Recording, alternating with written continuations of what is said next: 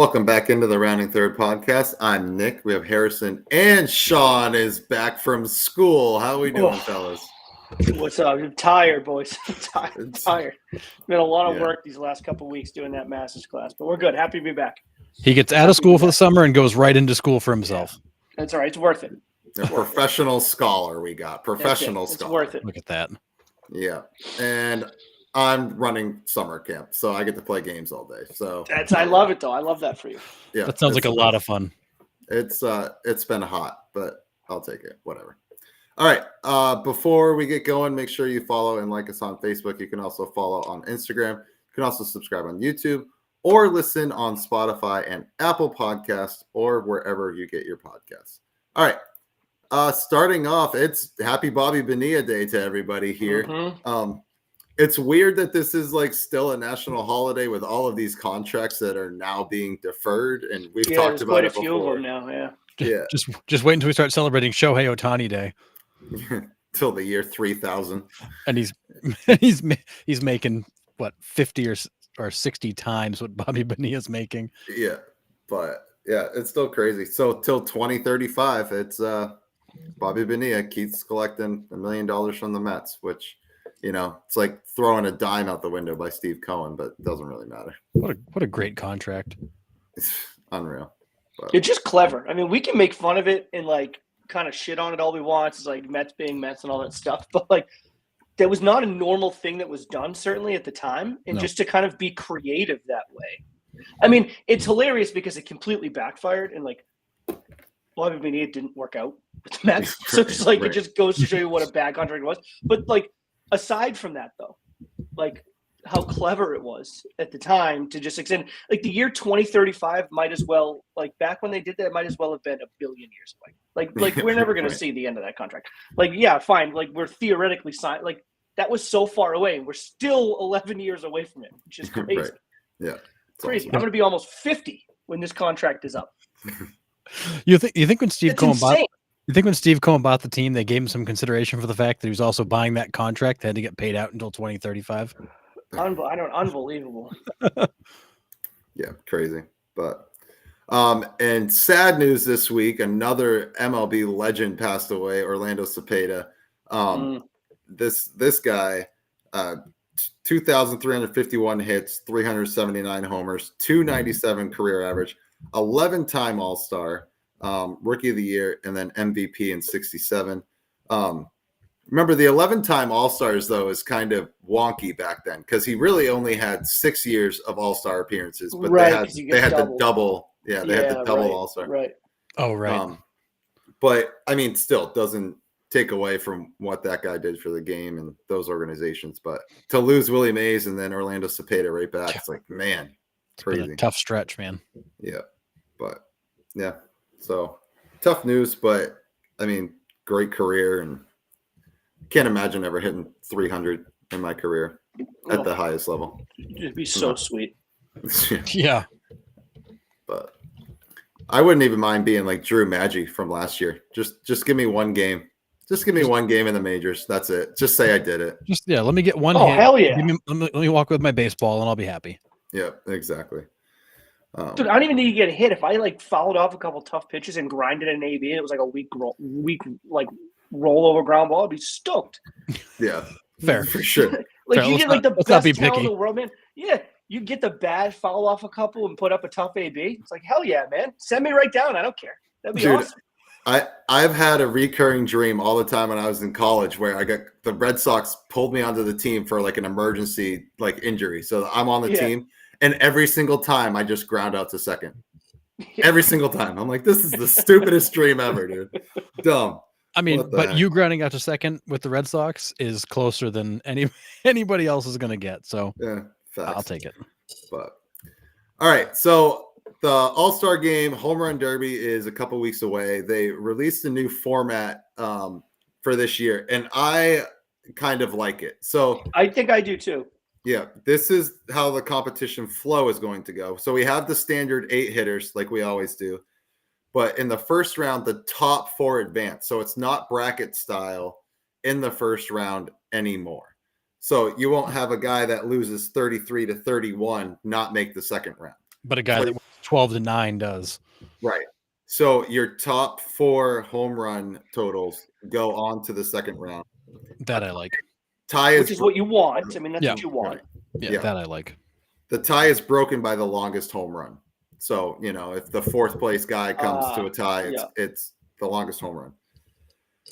Then the semifinals go to a bracket style. So it's 1 versus 4, 2 versus 3. So, and that's also based on home run totals as well. In the first round, like first round. So it gets like reseeded essentially. Okay, right. Gotcha. Yeah. And then obviously your final 2 face off. Now this is where it loses me a little bit. So these are the rules for each round. So the first round and the semifinals are a 3-minute round, 40 pitches, 1 timeout. That's how the rule is stated. So 3 minutes, 40 pitches, 1 timeout. So the 1 timeout's the same. But so I don't know. It's either 3 minutes or 40 pitches, whichever one comes first. I don't know exactly what that means. But and realistically, how many pitches can you get in 3 minutes? Like, is 40 even a real number? But do they also? I assume they're going to have the same kind of rules, although they didn't seem to be enforcing them so much. But like, you can't throw the next pitch until the previous ball like lands or like around that. Like, I mean, what about guys that just hit the ball like really high and a long way? I mean, you're going to have that, and those seconds add up. They do. Well, like, so I guess what happened. Go ahead. I'm sorry. Go ahead. No, I guess that's why they put in the 40 pitches. So if you want to rapid fire your 40 pitches, then it doesn't matter if the ball lands or not. That would be my guess on that.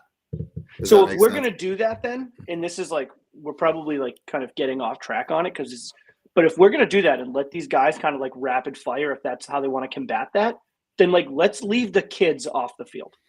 Because it's like, we've been saying this for years. Dude, one of these kids is going to get smoked. And I mean, it kind of does happen every year. And it's just like, I'm waiting for it to be like a disaster.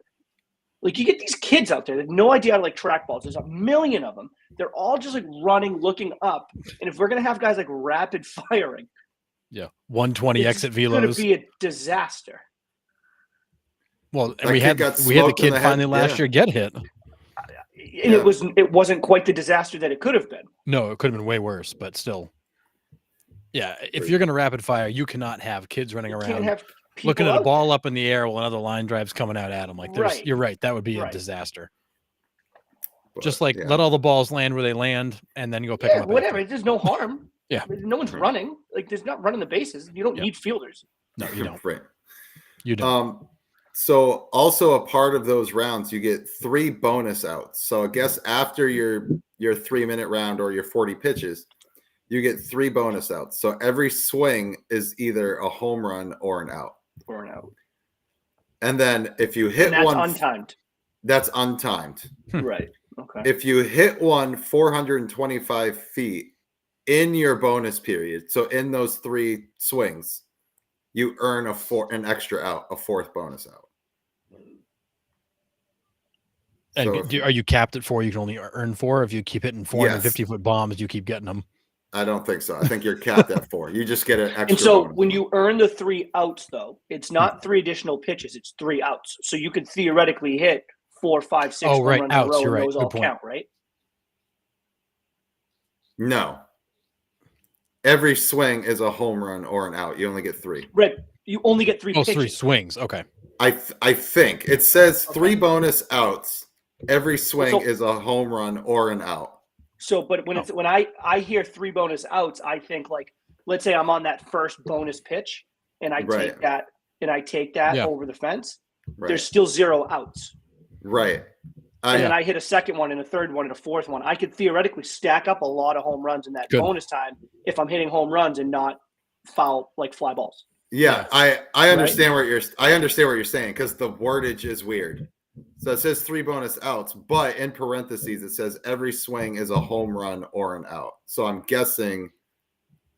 Well, that makes sense because I mean that's how it works, anyways. Yeah. Every swing is that's either how a home the run or an old out. format was. The old format was either every swing was either like foul balls count as outs. Yep. Yeah. So I guess maybe it is three bonus outs then. So. I'd love to see if you don't need to hit if there's no sorry, I have like a mush brain right now. If there's no like minimum home runs you have to hit to earn those extra outs, or like you have to hit at least 2 over 400 feet or whatever, if everyone is guaranteed that at the end of their 3 minutes, yes, I'd be interesting to see then, if that's the case, how many guys coming down the stretch like just take it easy. If they know that I'm guaranteed 3 outs, not 3 more swings, but 3 outs, like, am I going to empty the tank in the final 30 seconds, or am I just going to kind of relax if I've used my timeout? And it's like, I know I'm going to kind of save it all up for when I can really stack those together and don't have to rush. Yeah, that would be interesting. The bonus round's like the new Moneyball. Right? Yeah, you can really cash in on it. Yeah. And then the finals goes down to a 2-minute round, 27 pitches. Ooh. And the same bonus rules apply. That's your home run derby format. Do we like it? Oh. Do we hate it? What do we think? I mean, we'll see how it goes. I'm interested in it, certainly. Yeah, I don't hate it. I mean, I think it's interesting, and anything they can do to try to make it a little bit more, I guess, exciting is good. I do like the first round rules where the top 4 advance, because there's always that one guy who hits like a boatload of home runs and doesn't make it because they just get a really tough matchup. So I think that's good. But I think otherwise it should work. It should be good. Yeah. I mean, I was always favorable to the old or like original format where it wasn't timed. Yeah. It's like you get 10 outs or 12, 15, whatever it ended up being. 10. All those years ago, it was at 10. Yeah. Yeah. And it's like, if you hit a bunch of home runs, you hit a bunch of home runs. Like I was always partial to that one. So the fact that they're kind of bringing that back in a sense, kind of at the end of the round, I'm into. Yeah. I'm with you. I was a huge fan of the original. And I imagine the timeout has to be used in the 3 minutes. You can't save it and then use it during the 3 additional outs. I would imagine. Yeah. Okay. Yeah. Fair question. Yeah. Interesting. I'm intrigued. I'm intrigued. Yeah. I wasn't sure how I liked the time format when they announced it, like going from the old style to this. Right. And then when for that first year came out, like all of them are close, and it was, I ended up liking it. So I do like how they're mixing both of them back together, just like you said. So. And I think they kind of have to, because it feels like there for a little while, the home run derby itself became such a long event. Like it just kept lengthening the time it took to complete it. So they're trying to like rein it back in a little bit. Yeah. No, I agree. Oh, so. you got a fan in the chat there, Nick. Oh, love nice. Digging the Angels hat. That's right. You're welcome. It's the only time I'll support the Angels because I like this City Connect hat a lot. So it's a pretty clean hat. Yeah, and it's one of my favorite City Connect jerseys because they didn't go off the wall with it. So I love it. So all right, let's talk about this like running through second base thing that seems to be coming up a little bit. The Yankees have been doing it a lot lately. So the scenario, it's a pretty specific time in the game, but it's first and third, 1 out, and the runner on first isn't really sliding to break up the double play or sliding into the bag. What they're doing is trying to run through second base. And what this does is to hopefully get the safe call at second to beat out the front end of the double play. And if they do that, if they succeed, the run then scores. Unlike if they get just a routine double play, the run doesn't cross the plate. So teams have been starting to like implement this. I mean, and it's smart, really. It's a way to get that extra run across the board, but because you're going to be out of the inning anyways, right? So you might as well just run through second base, try to beat the throw there. And if you overrun second base and you get picked off or get caught in a pickle, like it doesn't matter. The run scores, which is still better than what the previous outcome was going to be.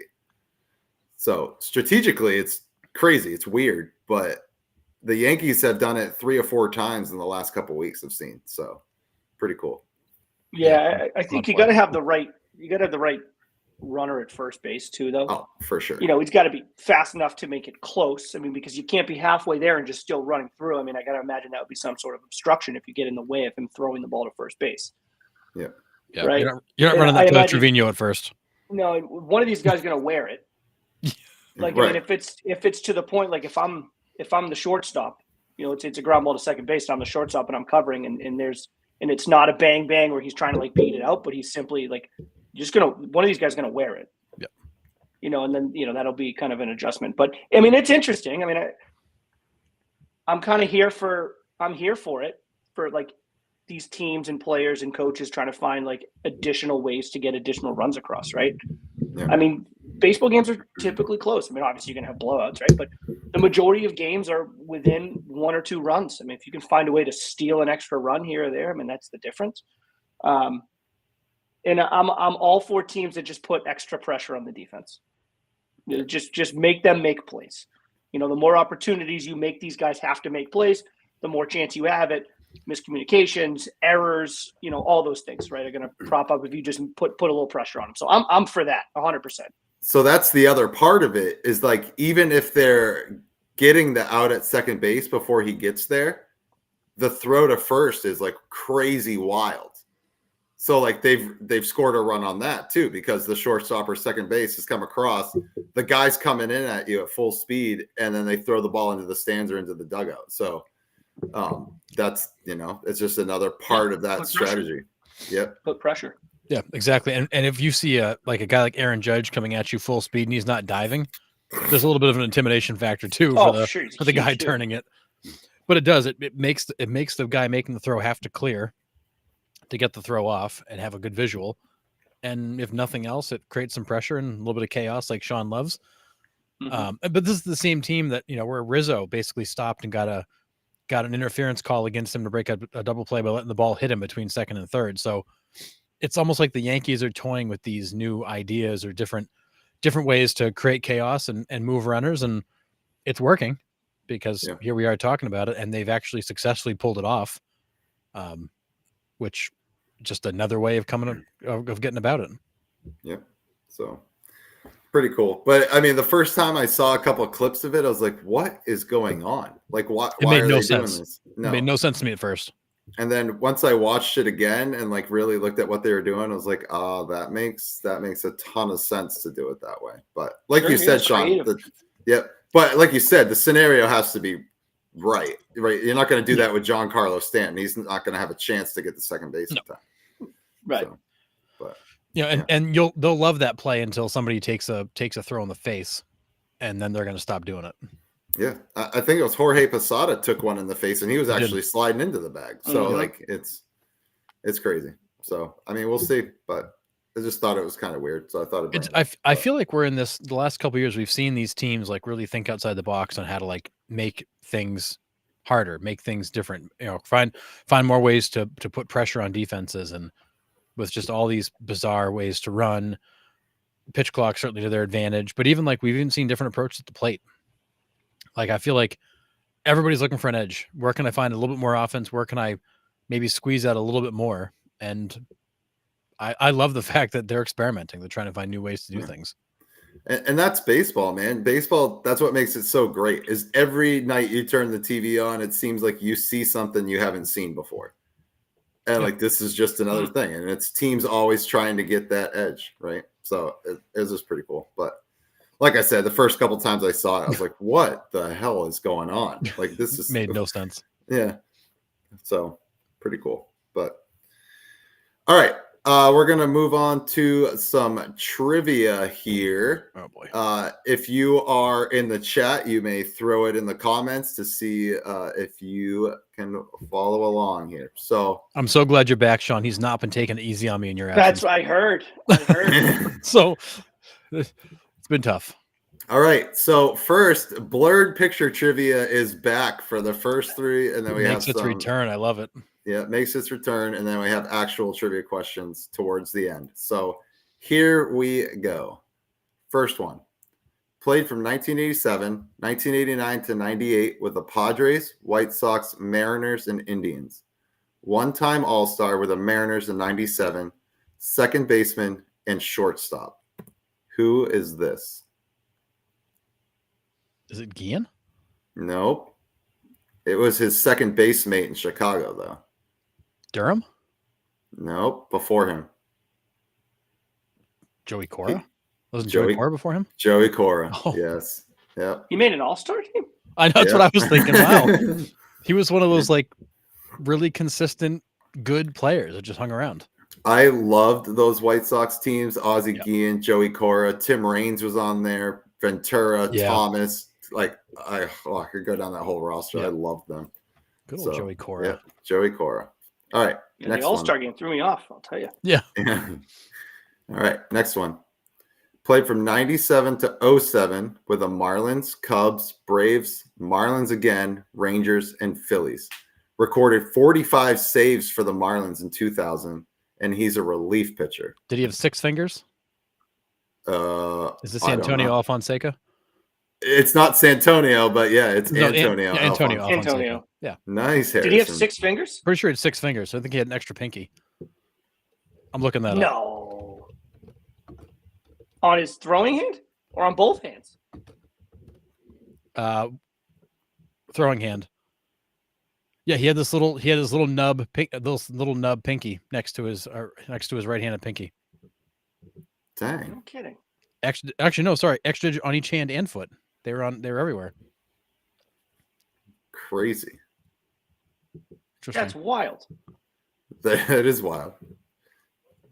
Sorry, not to sidetrack us, but yeah, he had an extra digit. I'm floored right now. It's kind of cool. His grip was so weird. Man, imagine Pedro's changeup if he had a 6 finger. All right, I actually found a picture of him. I'll put the link in the chat. Crazy. Showing his extra little nub finger. Yeah. All right. Next one. Played from 97 to 11 with the Padres, Marlins, Cubs, Braves, Orioles, and Pirates. 2003 World Series with the Marlins. 2-time All-Star. 2005, 2007 with the Cubs. 3 Gold Gloves, and he's a first baseman. Who is this? Derek Lee. Derek Lee. Jeez, I'm getting smoked. Yeah, Derek Lee. Good, Harrison. The Cubs one, I'm like, go back to the teams again. Padres, Marlins, Cubs, Braves, Orioles, and Pirates. I don't remember him playing for all those teams. I know, I didn't either. That's why I kind of almost said his name with like a question mark behind it. Something like. Well, you think like a lot of those guys in that time, like the last 2 or 3 teams, it was just like trying to extend their career. So it was I definitely can picture him in a Pirates uniform. I can't picture him in a Baltimore uniform for whatever reason. I can't either. He might have been hurt. And the Pirates one, I really don't remember either. No, well, no one remembers the Pirates during that time, so it's fine. They were pretty bad. Yeah. All right, next one. Played from 2014 to 2022 with the Diamondbacks, Braves, and Mets. Recorded the first hit and the first home run ever at Truist Park in Atlanta. 1-time All-Star, 17 with the Braves. 3 Gold Gloves, and he's a center fielder. Who is this?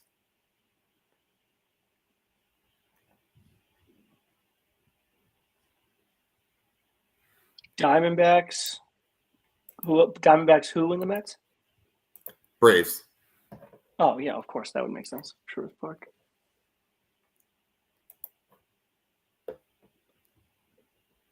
He batted leadoff for them with his time in the Braves.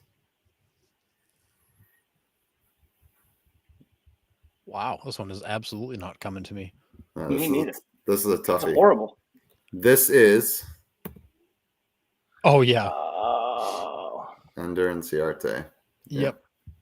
Yeah, I remember him, but you could ask me that question, and we could sit here for 1,000 hours, and I would never have. Yeah, I don't think I would have got that one. Yeah, that was a tougher one. I vaguely remember him, but yeah, I never would have gotten that one. Yeah. All right, next one. Played from 98 to 2011 with the Mariners and Tigers. 3-time All-Star, all with the Tigers. Shortstop, third baseman, and second baseman. Who is this? Almost looks like Carlos Pena. It's Carlos, but it's not Pena. It's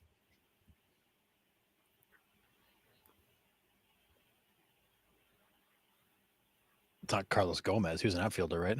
Yeah, not Carlos Gomez. He also played for more teams. Yeah, it's true. He played with a lot of teams. This guy was a pretty instrumental part with those Tigers teams there in the middle there when they were actually pretty good with like V-Mart and all them. His name's Carlos? Yep. When you see the last name, you'll be like, oh, yeah. This is Carlos Guillen. Oh, yeah. Of course. Yeah, Carlos Guillen. All right. Played from 88 to 2003 for the Cubs and the Diamondbacks. 3-time All-Star in 93, 95, and then 97 for the Cubs. First baseman. He's the current TV personality for the Diamondbacks. Who is this? Is it Mark Grace? It is Mark Grace. 100% is Mark Grace. Nice. He's like good. He's one of those guys like a Sean Casey, like just one of those super likable guys all around baseball. Most hits in the 90s, Mark Grace. Yeah, I saw that. I would have thought he played for more teams. Yeah. No, yeah, I remembered him bouncing around a little bit towards the end. No, just those two. Gracie. All right. He won the World Series with Arizona, didn't he?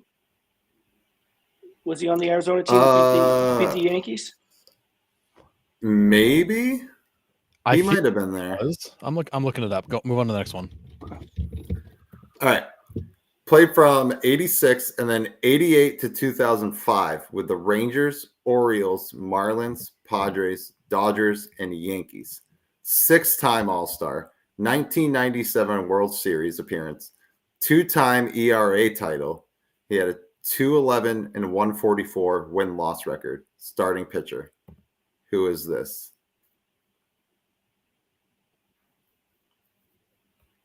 Kevin Brown? Kevin Brown. Oh, wow. Nice, Harrison. Good one. Mark Grace was on the 01 World Series team. You were right. Okay. Yep. Kevin Brown. I'm looking at it going, oh, that's a lot. That's a lot of teams, but that was a lot of success too. Yeah. I didn't realize he started that early. No, neither did I. Yeah, with the Rangers. And in the 80s. Yeah. For me, I feel like Kevin Brown was later than that, but yeah. Agreed. Now go back real quick to his. He was one of those guys who got better later in his career, though. He was on. Wasn't he on that 04 Yankees? What game did he pitch in 04 with the Yankees when the Sox came back from 03? Did he start Game 7? I don't know. He might. I feel like he started either Game 6 or Game 7 for the Yankees. He might have. It was one of those games for sure. I think it was 7. And the more I say it, I think he started Game 7 in Yankee Stadium. Yes, he did. Right? Yeah. Yep. Johnny Damon took him twice. You're welcome. Yeah, twice. He got lifted for Javi Vasquez after loading the bases. That's when Damon hit the grand slam. Yeah. Yep. So yes, it was Brown that started. You're correct. Dang. All right. On to some MLB trivia here. And who was the last pitcher to have 20 wins and 20 losses in the same season? Nolan Ryan? Nope. I will give you a hint. Feels like a Nolan Ryan stat. It is a knuckleballer. Oh. Like we going back a ways? Like we going back to like Necro? It is. It's Phil Necro. Okay. Oh, wow. 1979. Could you imagine 20 and 20? I mean, that guy's so old in that picture, dude. It's awesome. It looks like he's in like a seniors league.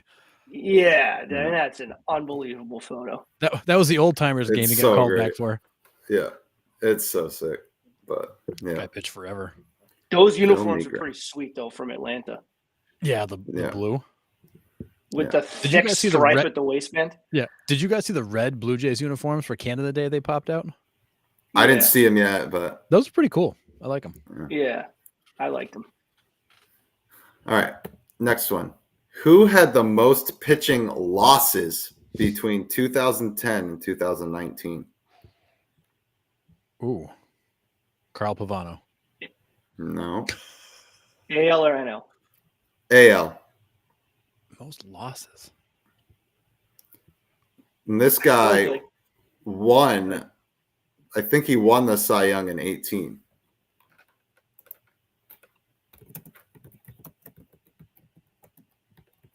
He won the AL Cy Young in 18. I believe so.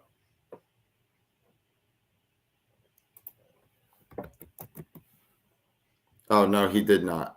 But he could have. He won a ton of games that year for the Red Sox. Oh, for the Red Sox. Was it Nick Pivetta? No. He also played for the Tigers. Oh no, Nick Pivetta wouldn't have worked. Played for the Tigers and then came over to the Sox. Clement? No. That's too late. Tigers, Sox. This is.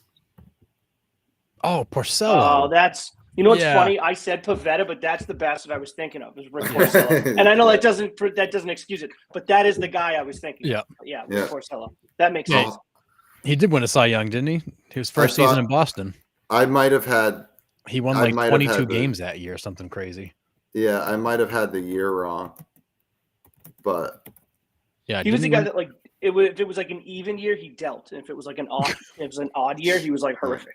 It was like one of those for like 8 years in a row. It was weird. Yeah, it was 2016, so I was off on my year. So that's because he had like 22 wins that year, or something crazy. Like he was really good. Yeah, and then he was miserable the next year. Yeah. Okay. Who struck out the most batters between 2010 and 2019? Probably still Nolan Ryan. It's your problem. Verlander? Nope. Right team. Wrong Scherzer? Player. Scherzer. Yeah. That works. Jeez, that's a lot of Ks. Yeah. It sure is. 24.52. I mean, come on. I mean, it's what divided by 10 years. That's 245 a year. Yep. That's insane. 0.2 if you're. Well, right, yeah. If you keep the score at home. Yeah, right. All right. Next one.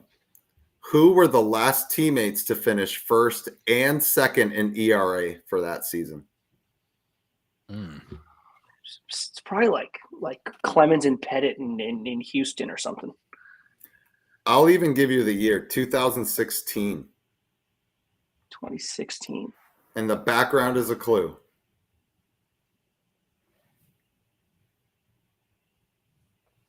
$2016. Yeah. Who won the World Series in 2016? That was a lot of beers ago, man. Yeah, say 18 was the Red Sox. They broke this long curse. The Cubs. Oh, the Cubs. Yep. So then who were the 1 and 2 pitchers for them at that point? Oh, Arrieta was one. He's not one of them, actually. Oh, really? Wasn't he their dog that year? Yeah, but John it's two was Lester in the mix? Lester's one. Yeah. The other guy is still playing, but like hanging on by a thread. Hendricks? Whatever his name is? Yes, Kyle Hendricks. Kyle Hendricks, yeah. Good call. Yeah. Because Hendricks had a stretch where he was really good. Yeah. Yeah. Kyle Hendricks, a 2.1. I totally would have gone with Arrieta, though, Sean. I mean, he was so dominant there for a while. Yeah. And then John. That might have been a recency. That might have been a recency bias, though, because it might have been like down the stretch in the playoffs that he dominated. It might not have been a year-round thing. He was nails in the postseason, though. Yeah. Oh yeah, 100%. All right. Next one. Who was the last pitcher to lead the league in ERA but have a losing record? Nolan Ryan. I feel like he could be the answer to any of these. Right. Nope. Lead the league in is this like modern era? Or are we going back a ways? 2005. Oh, wow. Scott Kazmir. Nope. It is in the AL. I'm telling you, dude, Scott Kazmir in those horrible Tampa Bay teams. He was like really good. He couldn't get wins. No, he couldn't get wins. Yeah. And the Red Sox owned him. This guy, American League. Yeah, he started with the Braves and then got traded to the Indians. I'll give you that little hint there. Oh, wow. Started with the Braves and got traded to Cleveland. So that wouldn't have been like Avery because he was already there. Yeah, not him. Not CC. Not Cliff Lee. No. This is a hard one. Sure is. This is. We only get the easy ones, so. Oh, Millwood. Kevin Millwood. Yeah. 2.86 ERA. He was 9-11. That's rough. Yeah. Another person who'd be a candidate for that is freaking Tim Wakefield, who used to deal and lose all the time. This is where we'll get all the comments online about being like, "Oh, well, wins don't matter anyways because, but like, it's a team game." But how many quality starts did he have? Yeah, exactly. So, yeah, but pretty crazy. Wow, sub-3 ERA, and you lost. You're not even a 500 pitcher. That's crazy. Terrible. It's like Tim Wakefield losing all his games, 2-1, 1-0. Brutal. Yeah. Millwood was an underappreciated guy. In his time. Because he ate innings too. Yeah. All right. Who has the highest career strikeout per 9 ratio? Player is still current. Starting pitcher? Starting pitcher. Verlander? No. He's like second or third on the list, I think. Max? No. He's right there too. Mm-hmm.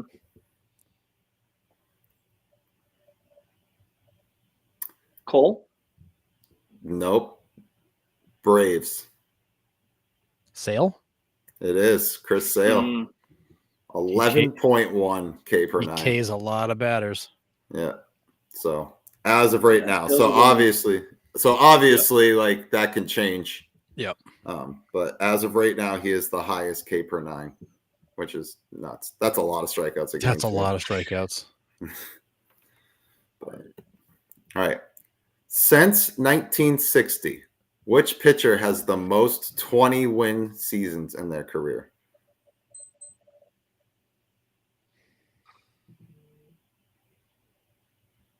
Active? No. AL East in the 80s. Clemens? Nope. Background's a clue. So I'll give you the team. So Baltimore? Yep.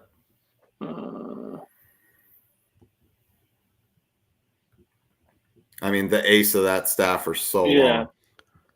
Yeah, it's not Palmer. So Palmer? It is Jim Palmer. Oh, is it Palmer? Yeah, 8. It threw me off when you said I would have attributed him a lot more to like the 70s. Oh, sorry. 70s. But, no, that's fine. No, it gave me pause too because I feel like the 80s was too soon for him.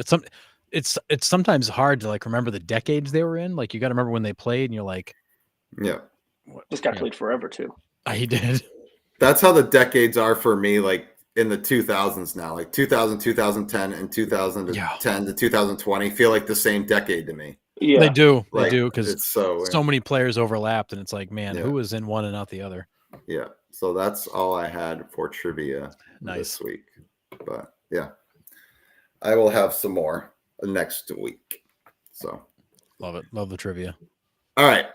Other news from around the league here. Harrison, you posted this post that the Guardians single A affiliate took out the first front row of their seats and installed toilets. Yes, they did. What did they ever say, like what the purpose for these were besides eating a full helmet of nachos? I mean, I think that's really what it was. It was what the Roto-Rooter section they were calling it. It was a big sponsorship collaboration kind of deal. Really, I think it's a chance to get some butts in the seats and sell something interesting. But what was bizarre about it, and I'm trying to find the article now that explained it, was like the seat came with somebody who actually like came and like brought you stuff, but it wasn't like traditional stuff. Like they would also bring you like random things like towels and toothbrushes or some other weird stuff. It was one big gimmick to try to get some people in the ballpark. And it must be working because then the article went everywhere. Yeah. So here it is. It's the Roto-Rooter Toilet Row is what they call it. It's 8 deluxe high-end toilet seats behind home plate. And reading material and games are included behind the toilet seat, so you can actually have something to look at. And then each fan receives personalized attention from a captain's bathroom attendant who will provide mouthwash, combs, and gum.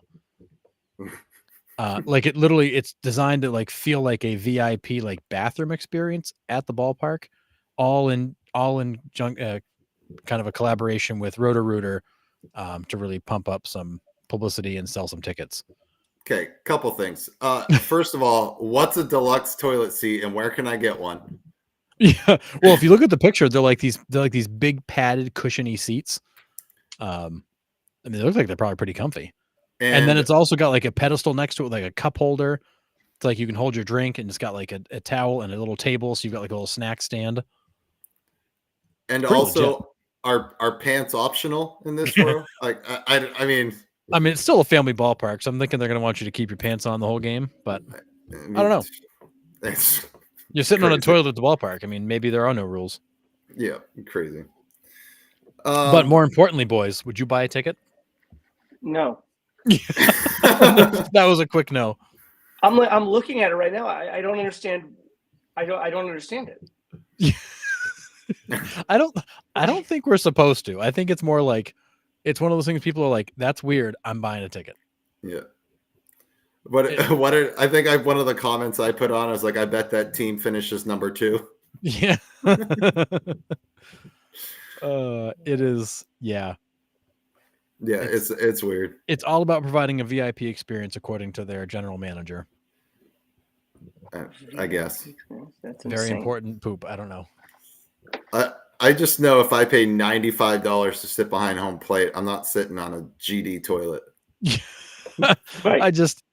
This is one of those things that's either going to like take off and become like a viral sensation. People are going to like go just to see this, or people are going to be like, this is the dumbest thing ever. I'm never buying a ticket. Yeah. Take out the monster seats and just install toilets. Yeah. That's what the Sox should do at this point. Yep. Chaos. It's so weird. So weird. Speaking of chaos, 40 stolen bases for Elly De La Cruz before July even hit. What number are we like realistically possibly looking at for Elly De La Cruz to end the season with stolen bases? Hundo. You think he gets 100? I think he absolutely could get 100. Man, that's so many stolen bases, dude. So many swipes. And not even close to Ricky. Like that's the crazy part of that too. I mean, I think if you look at it, he's on pace for like 85 or something like that, based on the rate that he's at right now. I think a guy like that, come September, he's gonna swipe every freaking thing he can. Yeah. Ricky Henderson's single season was 130. Yeah, there's no way he's touching that. No. But he just doesn't get on base enough. I mean, he doesn't. That's another thing about Ricky. That's yes, he was a great stolen base guy, no question, best of all time. But you have to have a lot of opportunities. I mean, you got to be on first base all the time, right, to have that many opportunities. Elly just doesn't get on with that kind of rate. But not even close. No. I mean, I think with the pace that he's at right now for like the mid to high 80s, I'd love to see him turn it up a little bit and like get over 90. I think that'd be incredible. Yep. Yeah. Yeah. Especially this day and age. age. I think 100's pushing it. Pushing it. Oh, for sure. But 90, 91, 92 would just be absolutely incredible. Because you think about like the years that we've had, obviously not counting the last couple, but stolen bases hasn't really been a thing lately, right? And now it's starting to like cycle back around, and it's starting to become more of the game again. I would love to see some of these really high, steal totals again. Steals haven't been a thing since like the 90s until the last few years. Like nobody is stealing bases anymore. Yeah. So, Bo Jackson enters the Royals Hall of Fame. I mean, rightfully so. The dude was a beast there, just a beast in general. And we've talked about Bo Jackson a ton on this podcast with the rocket arm he had and some of the best defensive plays we've ever seen. I can't remember. I was listening to the Royals game and they were talking about Bo Jackson, how he like made that catch and then ran up the wall. And they asked like the manager or something at that time, like, would you have been able to make that catch? He's like, yeah, I just would have broken my leg, hip, arm, like just everything. Just a freak athlete. That guy's a freak. Yeah. I can't imagine having so much power, like when he was playing football, to injure yourself with your own muscles like that. To like just pop your entire leg out because you were just that much of a beast. Like crazy. But I didn't see the ceremony myself, but Harrison, you just said it was a nice ceremony. Yeah, I caught some of it. It was nice. He got up there and speak. He had a lot of nice things to say about the fans, the city, his experience there, and he was very well received. It was nice little ceremony. But he is still an incredibly popular guy in that city. And it was nice to see that come out when they honored him. Yeah. And then the last thing I have, Wyatt Langford finally off the injured list. He comes back. He hits for the cycle last night. And this dude is, I hope he just keeps growing. Yeah, I hope he keeps growing as a player because his talent is insane. He is so fast. He's quick. He's got some pop. Harrison, you said his double was like stretched, right? He had to stretch that into a double. Yeah, it was basically the infield was shifted, and he had a ball just to the left-hand side of the second baseman, which is like where the second baseman normally plays. And then it kind of died in the grass, and he turned the corner around first, and just never stopped, and went into second with a double. But I mean, basically, that ball was a single for everybody else. It died in the outfield, that Bermuda triangle between the center fielder, the right fielder, and the second baseman, and he just kept running. Yeah. So I just hope he can stay healthy. I know he was on the shelf for a little bit there, but I'd love to see what this. Yeah, and that's kind of going into with like seeing some stolen bases come back. Just general aggressiveness on the base paths. I feel like has really ramped up the past couple of years. Really, last year and this year, right? Like stretching hits like that. Let's take a chance. Let's make them make a play, first to third on singles. Just kind of generally, just. These younger kind of spark plug players are really starting to kind of put their stamp on it with just constant aggressiveness early in the games, late in the games, and again, we just talk about how it just adds just additional stress to the defense. Like you can't take a play. You can't jog your way into a ground ball that's coming at you. Like everything has to be on point. The throws have to be good. You got to hit your cutoffs. They got to be accurate. They have to have velocity behind them. Because if any one of those things doesn't happen, you're giving up an extra bag. Yeah, and it's just general stress that it's at, and those are way more exciting games to watch. Yeah, I mean that was the thing in college. It was like you run until the fielders prove that they can stop you, mm-hmm. and if you had a base hit and you're just lollygagging up to first base to make your round, you were riding the pine the next inning, if not pinch ran for immediately. Like our coach didn't put up with any of that. You didn't hustle up a ground ball, you sit. I'm talking even like a ground ball back to the pitcher. If he's already over there and flipping and you're not running through first base, you're on the bench the next day. Well, did you guys see Manny Machado a week or two ago hit the ball to third base that was bobbled? Yeah. He still got thrown out because he was basically dogging it down the line. And not a word was said. I just carry on, keep doing your thing. I mean, blows me away. I'm not a trainer by any stretch, but I think that's where you start seeing the hamstring pops and pulls, right? Because they're like they hit a weak ground ball at the second base and they're just jogging, and then all of a sudden they bobble it and they're like, oh, and then they try to kick it into that extra gear, and your muscle just goes just pops. Yeah. And instead of hustling hard out of the box from the get-go, I feel like that's when we get the popped hamstrings. Like you see guys like Byron Buxton. I know it's a weird example, but like you see him, he'd round second base and then he's like, oh, I'm going to get the third. Then all of a sudden it's like, bang, it's gone. Yeah. Right? It's like you gear up, and even because of that, you put stress on the hamstring. But like Machado never even looked up. He just dogged it the whole way. And that's just, people wonder why the Padres can't put it together. It's because of stuff like that. It's constant. Crazy. But one bright spot for the Padres right now is Jackson Merrill. That kid is tearing the cover off the ball. Yeah, they took 2 out of 3 cleanly from the Red Sox when they're playing well. So I mean, the Padres have certainly come back to life, but both were by 10 runs, weren't they? Yeah, just dysfunctional. Yeah, absolutely insane. So that's all I had. Do you guys have anything to add for tonight? I got a topic I want to throw at you guys, and I want you guys to put some thought into it here for a second. So there's an article in The Athletic today, and the headline is, as the gap between AAA and MLB widens, is the minor league reset fading away? And in the article, they talk about Spencer Torkelson, who Sean has liked since he first came up. Torkelson can hit. He's a beast. He hits a lot of bombs. he had a really rough go of it this year, and they sent him down to AAA. And they're talking to AJ Hinch, and AJ Hinch said the problem is the gap between AAA and Major League Baseball has gotten so big that it's really becoming a lose-lose for the player. If we send him down and he does well, we just go, well, it's AAA. If he doesn't do well, we hammer him about performance and basically say he can't cut it. And we've seen that with Bobby Dahlbeck in Boston. He goes to Worcester and hits 30 bombs, and they're 500 footers. But he comes to Fenway, it's 200. There's a lot of talk around the league that the gap between the two has grown so large that you really can't send guys back down once you bring them back up because they're not getting enough out of it to come back up. So with all that being said, I wanted to throw the question at you guys. One, do you feel like the gap really is that big? And two, what do you do with a struggling player like a Spencer Torkelson, like a Bobby Dahlbeck, like a Jackson Holiday? Do you keep them up and let them struggle, or do you send them back down knowing that maybe it doesn't get them back? What do you do? That's a really hard question. I know. That's why I asked.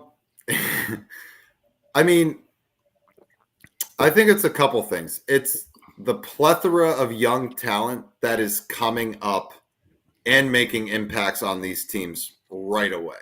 I mean, you look at the whole Cincinnati Reds roster last year, that's going to naturally push guys out, right? I don't know what I'm trying to make with that point, but like,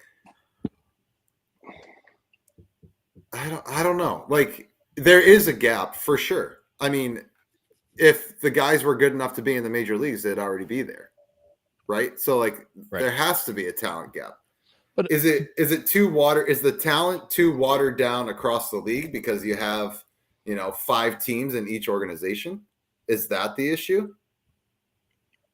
I don't know. I mean, there could be a lot of reasons for it, but if you're the GM of the Tigers trying to manage Torkelson, or you're trying to manage a guy like Bobby Dahlbeck who's too good for AAA but not good enough for the MLB, like, what do you do?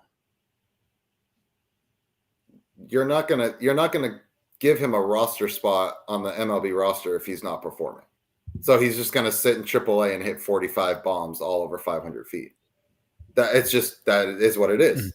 And then you try to give him chances at certain point. There's going to be injuries at the major league level. Be like, hey, bud, this is your, second, third shot. Like, come up, give it a chance. If it doesn't work, then, and he comes back from injury, you're sent back down. That's just what it is. And then when you're out of options, another team can try. I don't know. It's a very interesting question. Yeah. What about you, Sean? I don't know.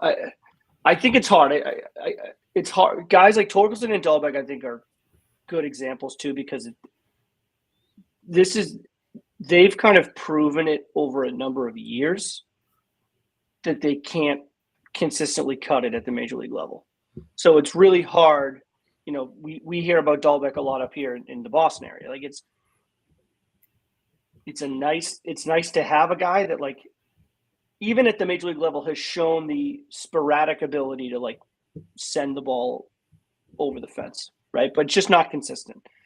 It's like a guy like that you can't take up a roster spot, just continue to give this guy 3-4 at-bats a game when not only is he not putting the ball over the fence, but they're not productive at-bats. I mean, it's so many strikeouts. It's like it kills rallies. You're not moving guys along.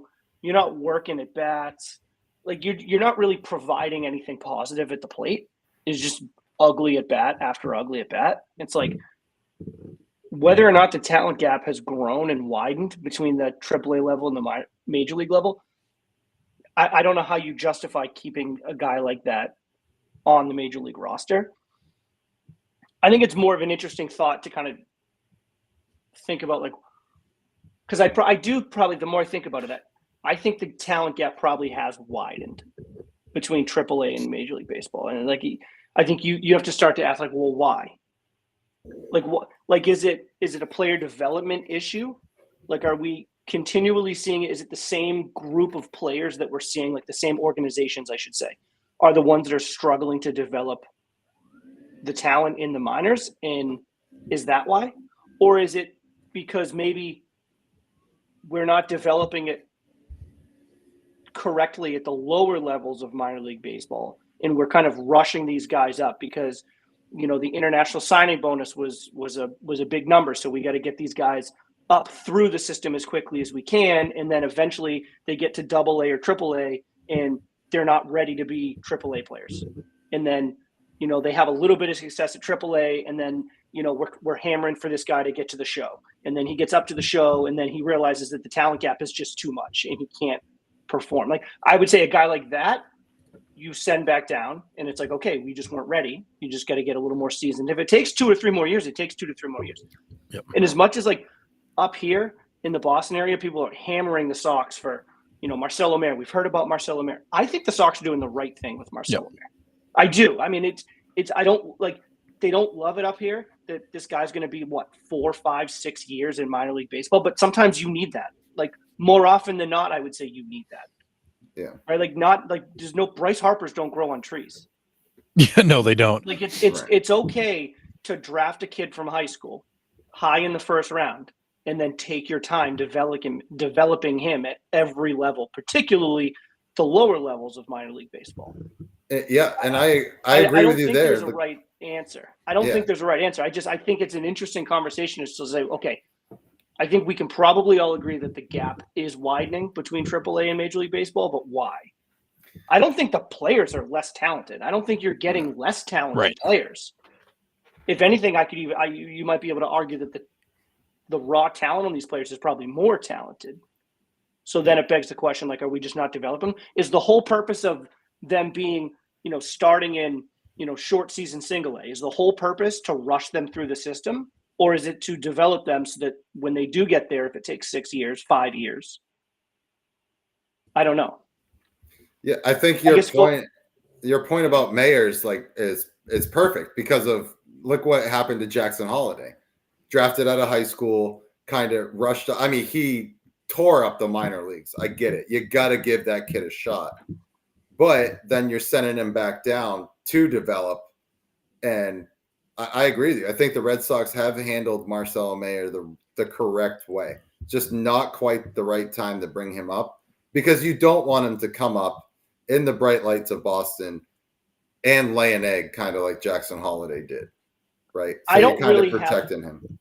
I don't have too much of an issue with the way that Baltimore did it with Holiday, though, just because, to your point, he was so young and he demolished every level of minor league baseball. It's like you do have to give him a chance, but he's also incredibly young to where it's like you send him down and you're like, all right, it just wasn't the right time for you. Like you still have things to work on, things to develop. Like I don't think a kid like that being so young, I don't think there's any harm in just continually getting him at bats where he's seeing positive results because it's such a mental game. Right. Regardless of what the talent gap is, a guy like Jackson Holiday can only benefit from seeing successful at bats in AAA. He can only benefit. Bobby Dahlbeck can't benefit from seeing positive at bats at AAA because we are consistently seeing him get to Major League Baseball and fall on his face. And I think Torkelson is dangerously close to getting to that level. I know he's only been a couple of years. Like he is still pretty young, but it's like I think it would have been better for Detroit to try this Torkelson experience, and then as soon as he started to struggle, then you send him down. I think he stayed in Major League Baseball for too long last year, to where now I'm not so sure what he's going to get from seeing positive at bats at AAA. And I know I'm splitting hairs, but I really do see a difference between the way Torkelson was handled and the way Holiday's being handled. I'm not so sure what Torque is going to get from going down to the minors and hitting, 325 and, slugging $1 billion and putting all sorts of baseballs over the fence. Yeah. So in the article, they actually talked about Torkelson. They sent him down to AAA with one specific goal to get better at hitting elite fastballs. What they were finding was that the mid to high 90 juice, which we talked about with guys like Pete Alonso, he just couldn't catch up to. And I think the reality is you look across the leagues, a lot of guys that can't catch up to those pitches. Everybody throws 100. I mean, obviously not everybody, but we talked about the fact that, Pete Alonso's got one of the lowest batting averages in baseball against the high 90s fastball. That unfortunately is a factor. But one of the theories, not one of the theories, but some of the feedback they got from Nick Martini, Cincinnati Reds outfielder, one of the comments he made that really stuck with me was he said, when I first got there, AAA, there were more older guys, maybe more pitchability and stuff. You'd face guys with 6 years, 7 years experience. Now it's more of like a prospectish league. If they're not, teams aren't hanging on to the 32-year-old guy who's a solid pitcher. They're cutting him. They're DFAing a guy like that and bringing up the young guy who throws 100.